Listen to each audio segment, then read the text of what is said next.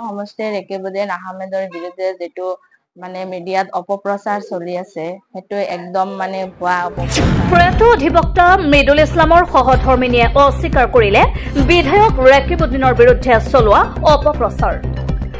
অসম প্ৰদেশ কংগ্ৰেছ কমিটিৰ প্ৰতিবাদত মৃত্যু হোৱা কংগ্ৰেছ নেতা তথা অধিবক্তা মৃদুল ইছলামৰ সহধৰ্মিনী হামিদা পাৰভিনে ৰাহুল গান্ধীক অসম ভ্ৰমণৰ সময়ছোৱাত সাক্ষাৎ কৰি অভিনন্দন জনায়।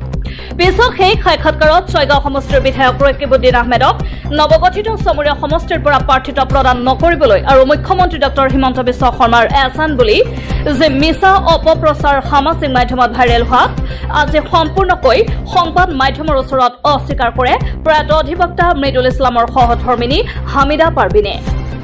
উল্লেখ্য এই অপপ্ৰচাৰ সামাজিক মাধ্যমত ভাইৰেল হোৱাত কিদৰে খণ্ডন কৰিলে এই সন্দৰ্ভত চাওক আমাৰ এটি বিশেষ প্ৰতিবেদন।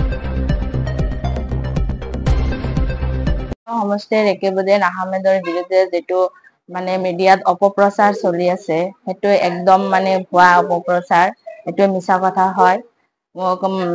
বিৰোধী দলপতি মানে ৰাহুল গান্ধী ছাৰৰ লগত মানে লগ কৰাৰ কথা আছিলে, মই লগ কৰিছো।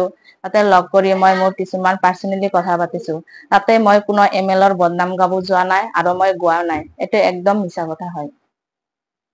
আপোনাৰ ব্যক্তিগত কাম লৈ গৈছিল? হয়। এই সন্দৰ্ভত যেটো মানে মিডিয়াত ওলাই আছে এই ক্ষেত্ৰত আপুনি কি ক'ব বিচাৰিছে? আচলতে এইটো ভুৱা নে মিডিয়া ক'ত পালে? মই এইটো নাজানো মিডিয়া ক'ত পালে। মই যেতিয়া শ্ৰী ৰাহুল গান্ধী ছাৰক লগ কৰিছিলো তেতিয়া মোৰ লগত কোনো নাছিলে, মই আছিলো আৰু আমাৰ ৰাহুল গান্ধী ছাৰে আছিলে। মই নাজানো এইটো ক'ৰ পৰা কেনেকে ওলালে, মই এইটো বিষয়ে মই জ্ঞাত নহয়। এইটো অপপ্ৰচাৰ তেনেহ'লে ভিত্তিহীন বুলি ভাবে? হয়, ভিত্তিহীন। 15 তাৰিখত বনগাঁও ছয়গাঁৱত যেটো আমাৰ কৰ্মী সভা আছিলে সেইখন সভাত আমাৰ ভাৰতীয় জাতীয় কংগ্ৰেছ দলৰ দলপতি সন্মানীয় ৰাহুল গান্ধী ডাঙৰীয়া আৰু সভাপতি সন্মানীয় খাৰ্গেজী ডাঙৰীয়া, তাৰ লগত আমাৰ সন্মানীয় সভাপতি APCC সভাপতি গৌৰৱ গগৈ ডাঙৰীয়া আছিলে।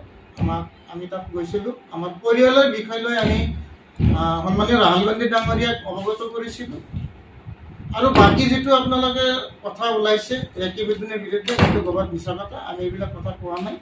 এইটো মিডিয়াই মানে ক'ত পালে কি কৰে সিহঁতে গম পাব, আমাৰ ফালৰ পৰা এইবিলাক কথা কোৱা হোৱা নাই। গৌৰমাৰীৰ পৰা আব্দুল মতিনৰ ৰিপৰ্ট, দ্য নিউজ লেন্স।